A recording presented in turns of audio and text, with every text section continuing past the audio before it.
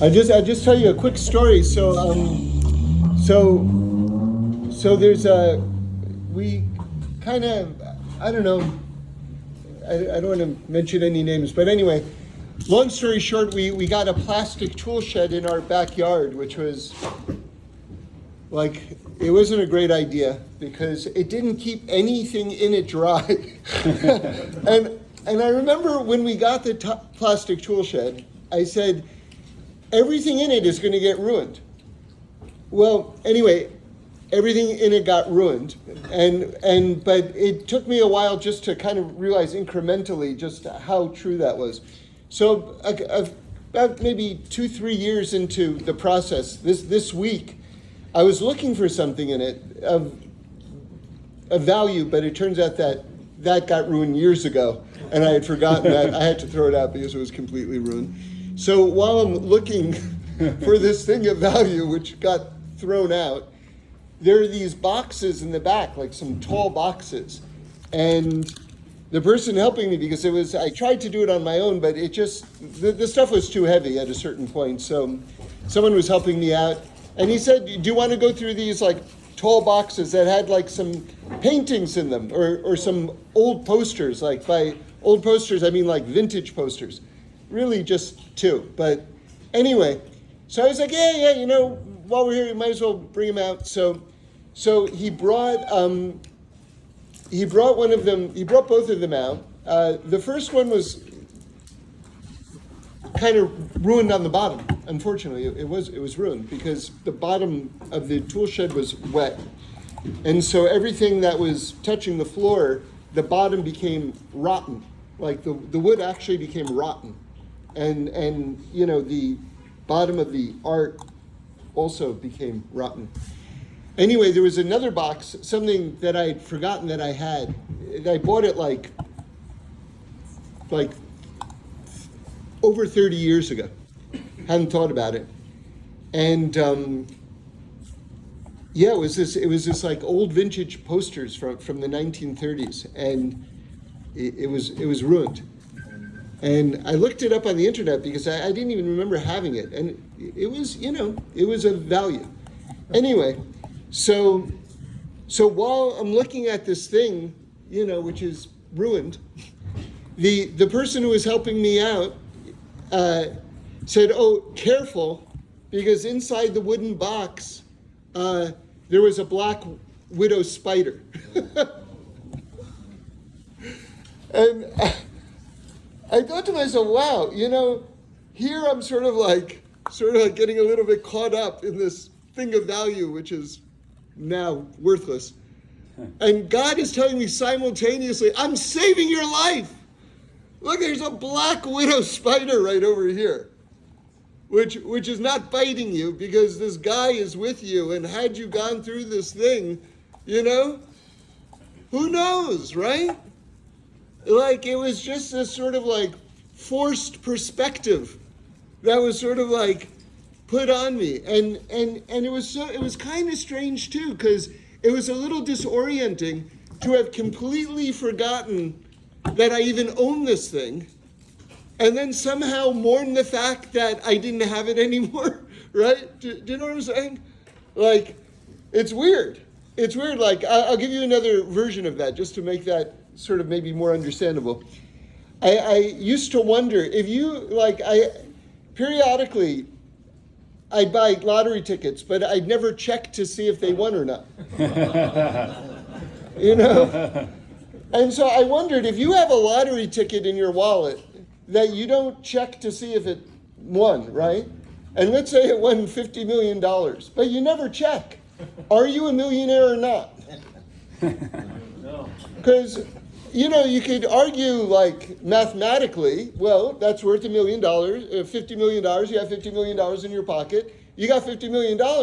But if you don't even know that you have it, do you have it? And if you don't even know that you have it and you lose it, did you lose anything? Right? So, like, everything has to do with what are you aware of what you have. If you're not appreciating what you have, you don't have it.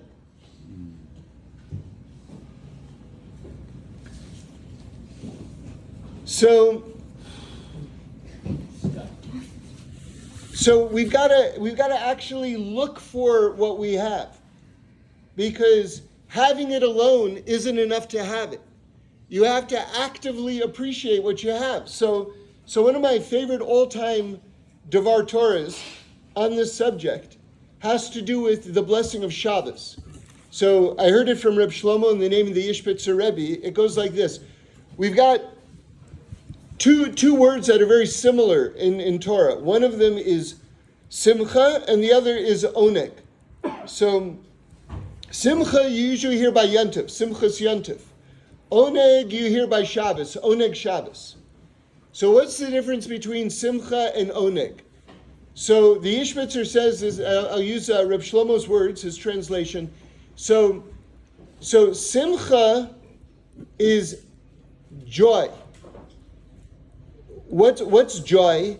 When God gives you something that you didn't have before. Okay? What's oneg? Oneg is bliss. Right? What's bliss? When you realize what it is that you've had all along. Right? Because there's an extra level of appreciation when you really want something and then you realize that you have it. That's amazing.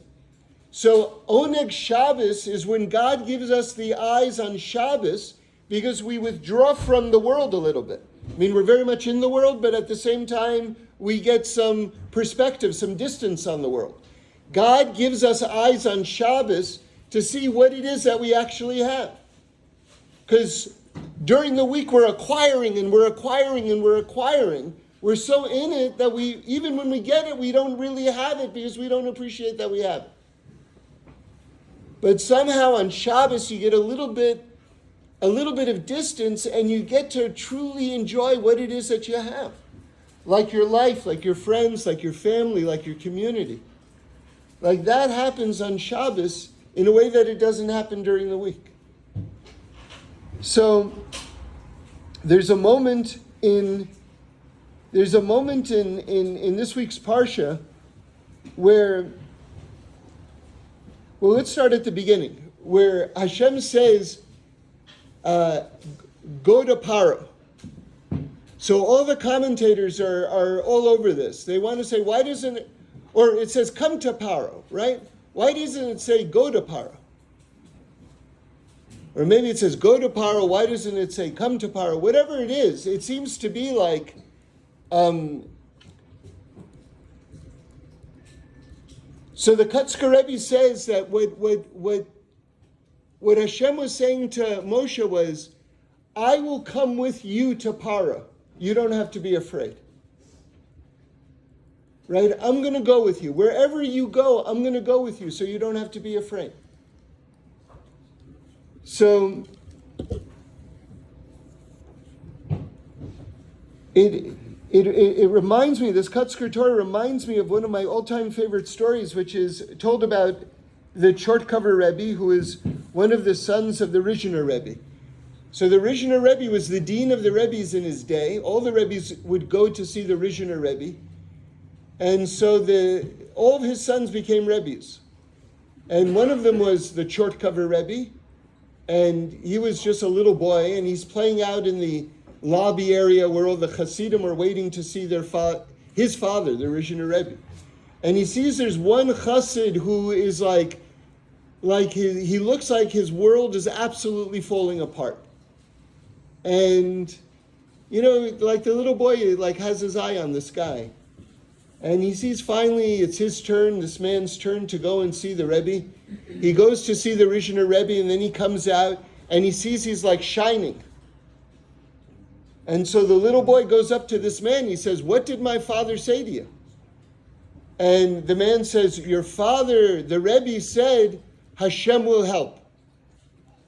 And the little boy, the Chortkover Rebbe, says to the man, what are you going to do until Hashem helps? And the man's face falls. And so he says to the man, go and ask my father. And he goes back in to see the Rizhiner Rebbe, and then he comes back out and his face is shining again. And the short cover Rebbe says, what did my father say? And the man says, shining, he says, your father said, until Hashem helps, Hashem will help. And to me, this is the story of all of life. Until Hashem helps, Hashem will help. And so I heard this I was listening to, like years ago, to Dennis Prager, or maybe my wife told me, I don't know exactly. But he said something that I thought was really, really interesting. There's 365 days in the year, right? You know, if I were to ask you, like, what's a great day? Tell me a great day. Or, you know, you're up for a great day? Just describe to me the great day that you want to have. So, you know, you might throw out one of these things. This would make it a great day. If I got a big job, okay, that's cool. If I met the person that I want to marry, okay, that's great. If I got some fantastic news, like my daughter's getting married, all right, you're right. That's a great day. All those things would make it a great day. So how many of those do you have a year? Like, if you're lucky, how many of those do you have a year? Maybe 1 or 2 or 3, maybe. So are you telling me that you're literally living your entire life waiting for maybe one of those days to happen? And until one of those days happen, you know, how you doing? But I mean, you're healthy, right? Yeah. You got friends? Yeah. You got a place to go? You got. Look how many. Would you like more bottles of free liquor than are on the table right now? Where did you go?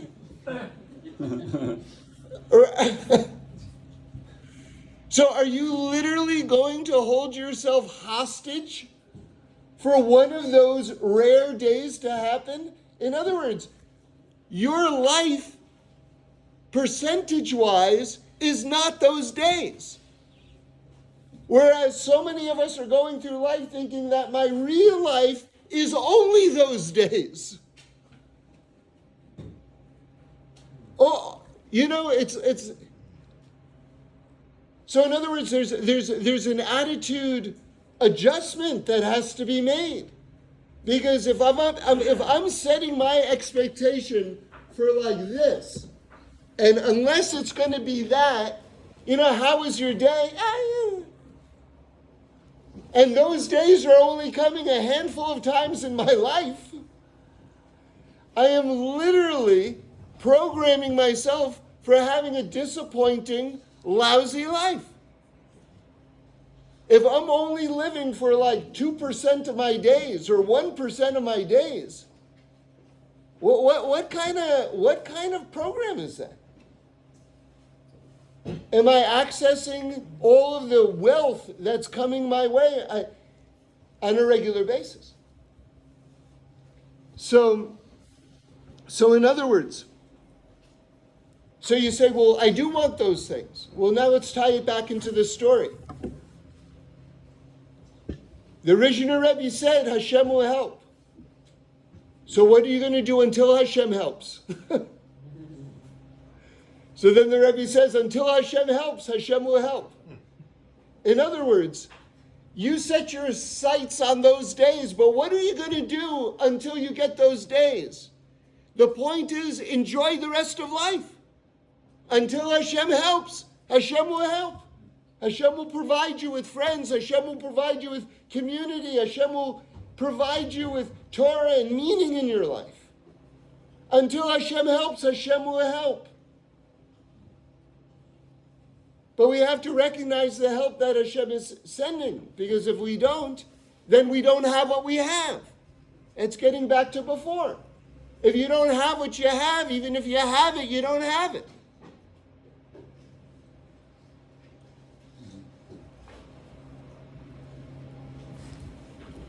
So Paro says to Moshe, you know what? Like, they're negotiating, and he goes, okay, you can leave, but don't leave with your kids. Leave your kids here.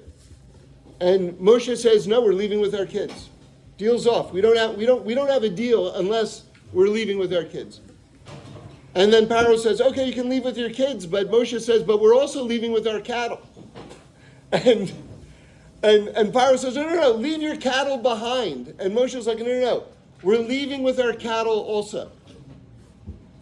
So that's like the last step. Are they going to leave? Is Paro going to sign off on their leaving their cattle? So let's go to a deeper level. What does it mean? Moshe wants to leave with the cattle. Paro says, don't leave with your cattle. What is it? What is cattle? Cattle is the animal side of a human being. That's your Yetzer Hara. That's your Nefesh Behemoth. That's the cattle. Moshe is saying we are going to take all of ourselves. You know what freedom is? Freedom is when I lift up the entirety of myself and I leave with all of myself. Paro's like, something, you can just sort of like, whatever stays in Vegas, like what happens in Vegas stays in Vegas, right? You can leave your cattle, leave your Yetzer Hara in Egypt, and you'll be free. Like when I look at you, you'll be free. We'll call each other free. We'll know really that our cattle is still in Egypt, right? And Moshe's like, that's not what it's going to be. We're going to take all of ourselves. We're going to be integrated beings. We're not going to be at war with ourselves. Okay, look, all of us, we have good days and we have bad days. Sometimes we're able to uplift our more animalistic nature. Other days we're not. But at least we know we're taking it out of Egypt.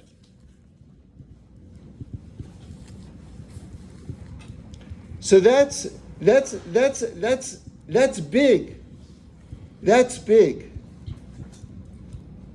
Moshe says we're taking our cattle with us. We're taking it with us.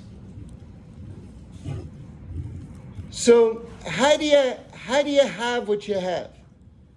So Reb Noach Weinberg, Olav Sholem, the founder of Esha Torah, he used to say to his students, know what you know. Know what you know. So what does that mean? Know what you know. See, you know what I noticed, I'll just say this about myself, but I think it's true for a lot of people too. Thinking back, here's something that I used to do. If I was sitting in a shul and a speaker, whoever it was, started to say something that I'd heard before, I'd tune out immediately. And I'd say to myself, I already heard that. And then I started asking myself, after I'd react like that, I started asking myself the following question. If he stopped speaking right now, could you go up there and finish his thought? And I realized 10 out of 10 times the answer was no. And then I said to myself, you didn't hear it the first time. What do you mean I already heard it? You didn't hear it the first time. Because if you really heard it the first time, you would be able to say it over. That's what it means, know what you know. There's so many things that we think that we know, but really what we more accurately are saying is, no, I heard it before. Not that I know it, I heard it before. But the point is not to have heard a lot of things. The point is to know a lot of things. And the test of whether you know it or not is whether you can say it over yourself in a clear, concise way. If you can't, you didn't hear it to begin with. Now listen to this. We're in the month of Shvat. Now Shvat is really a very, very special month for a lot of reasons. I'll tell you one reason though, and this it says right in the beginning of Sefer Devarim, the 5th book of the Torah. It says it right in clear black and white, right in the Chumash. It says, and Moshe started saying this book on the first day of the 11th month. That is the month of Shvat. That's the month that we're in right now. So it says right in the Torah that Moshe started saying the entire book of Devarim, which is a repetition of the Torah, in Shvat. Okay, that's special thing about Shvat number 1. I'll tell you special thing number 2. The Or Gedaliahu says that, look, which month of the year is this? We've got Tishrei, Cheshvan, Kislev, Teves, and then we begin Shvat. That means 4 complete months have passed until Shvat. That means 1/3 of the year has passed when Shvat begins. That's when Sefer Devarim begins. Now look at this. The Or Gedaliahu says that if you take the human body, you use that as the reference point, the 1/3 of the body, which would correlate with the month of Shvat, is where the heart begins. So in other words, he says that Shvat is when the mind and the heart begin to come together. So isn't it interesting that when the mind and the heart come together, that's when Moshe Rabbeinu starts saying over the entirety of the Torah? And not only that, isn't it interesting that Sefer Devarim is called Mishnah Torah, the repetition of the Torah, and yet there are tons of new mitzvahs that haven't been said, and they appear in the quote-unquote repetition of the Torah. You know what that means? Sometimes you have to look at something twice to see it once. It's only when he starts reviewing the Torah that new things start to become revealed. And that's one of the things that happens when the mind and the heart comes together. All of a sudden you begin to see things that you didn't see before. You begin to have what you actually have. And how do you have what you have? How does the mind and the heart get connected? Because we know there's an orla, there's a blockage around the heart, stopping the mind and the heart from getting together. So we have a great eitzah here, we have a great piece of advice of how the mind can penetrate the blockage around the heart so that the mind and the heart can be together. And do you know what that eitzah is? Reviewing your learning. Because in the month of Shvat, which is 1/3 into the year, which is where the head and the heart get together, that's where the entire Torah gets reviewed. So if you review your learning, that's holy advice for how to get your mind and your heart together. And then your eyes are going to get opened and you're going to begin to see things that were there always that you never saw before. This Torah portion is tefillin, the mind and the heart. This portion has 2 things on tefillin, both. Okay, so good. So that's the mind and the heart together. So the covered Gary, I heard from Stewie Wax many years ago, something that I always think about. Tefillin has, if you look at it, there's 4 boxes for the head tefillin, and there's 4 parchments for the head tefillin. But if you look at the arm tefillin that goes over your heart, there's only 1 box and 1 parchment. So listen to this. The idea is Jews have many different thoughts, but we all share the same heart. See, that's when the mind and the heart gets together. When the mind and the heart gets together, you realize that we're all one, and that once you realize and you have deep confidence that we're all one, then you're not threatened when someone thinks differently than you do. It's also the 4 months of the year, just like you said, the third, 4 boxes. The 4 boxes, yeah. Coming down to the 1. Yeah. Okay, so I have to pick my daughter up at the airport. So I would just urge everybody, know what you know. Actually know what you know. But I promise you, you're not going to know what you know unless you go over the things that you like. Right? If you heard anything that you like that I said tonight, go over it in your head. And let me tell you, one of the most special times, like this is a gift that God gives us, okay? And that's when we put our head on our pillows when we go to sleep at night. There's usually a few moments. Some people it's longer, some people it's shorter. There's a few precious, sacred moments after you've said Shema. You're finally in bed. The covers are finally over you. The day is finally over, right? And you've got this unbelievable opportunity where, like, you don't have to take any calls. No one's going to bother you. You just have your head on your pillow. That's the moment to start reviewing your learning. That is the most special time. Think about one thing that you learned today and go over it.